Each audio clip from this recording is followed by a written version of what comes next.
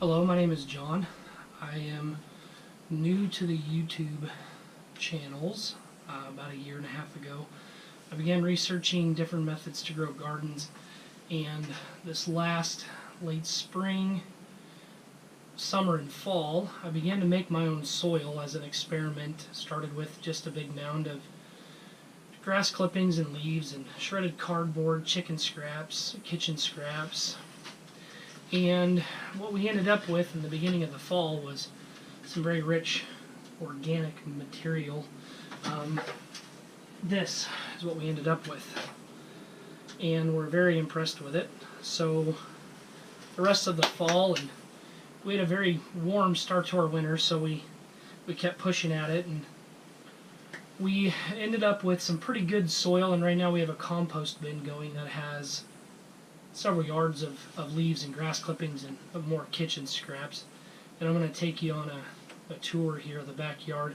It's not much. It's just a few about a dozen and a half raised beds, a couple of hugel mounds and 3 hugel beds, all of them for experimentation purposes only. The 3 hugel beds and the mounds are just your typical mounds. Bottom layer of wood, carbonaceous material, the soil that we removed to replace it, some grass clippings, some compost from the local city municipal yard.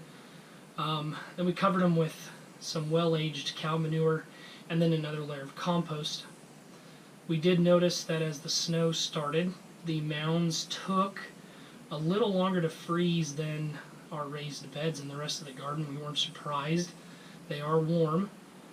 They're frozen now. We've had consistently frozen days to allow that, but we are looking forward to our first spring of actually planting in these beds.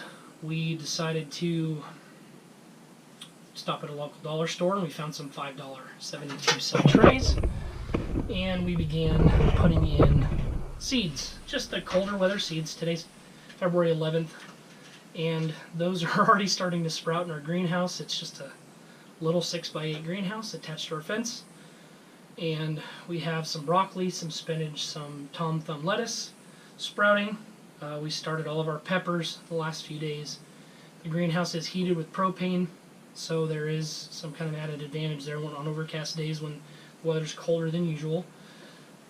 And I know that's kind of a lot for our first video, but that's kind of a quick story about what got us started. There's going to be room for growth.